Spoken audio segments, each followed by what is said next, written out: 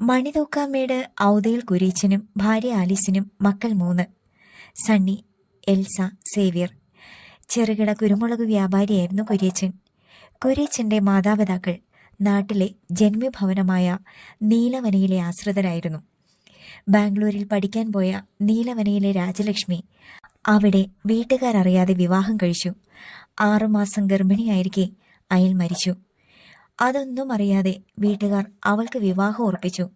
വിവാഹത്തിന് 2 നാൾ മുമ്പ് കുഞ്ഞുമായി നാട്ടിലെത്തിയ രാജലക്ഷ്മി പെരുമഴയുള്ള ഒരു രാത്രിയിൽ കുര്യച്ചന്റെ വീട്ടിലെത്തി.